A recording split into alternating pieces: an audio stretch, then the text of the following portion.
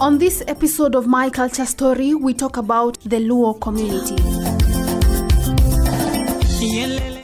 In this community, spouses were chosen by the relatives. Aunties, that is sisters to the groom, looked for a girl who could bring blessings to the family. Some men were also sent to find out about a family that had a good background.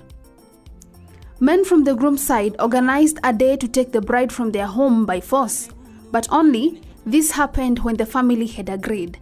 What happened is that the men from the bride's side tried to fight back, but eventually the groom's side would win, so as to prove bravery and also to show their capability to take care of the bride. The bride's family also considered the number of granaries in the groom's family because they had to make sure that married where there was enough food.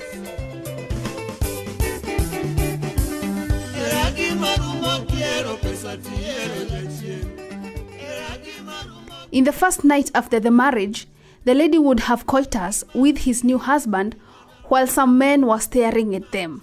Reason? They wanted to prove that she was a virgin.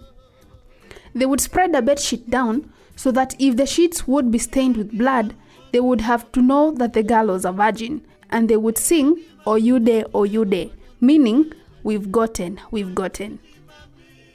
If there were no blood stains spotted, that meant that the girl was not a virgin and she would be taken back to the family. It said that this was meant to encourage abstinence till marriage. A man was allowed to marry as many wives as possible. Circumcision was done by removing the 6 lower teeth.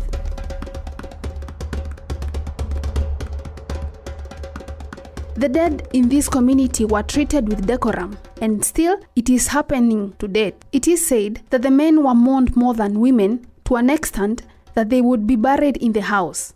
The men were later allowed to marry again, and the woman would be inherited by the brothers-in-law. Interestingly, mourners would be hired sometimes.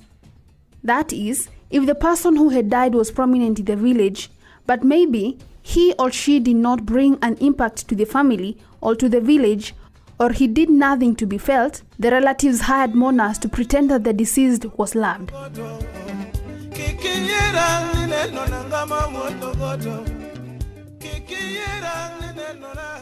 Times have changed, and I'm told that these traditions are rarely practiced. This is my culture story.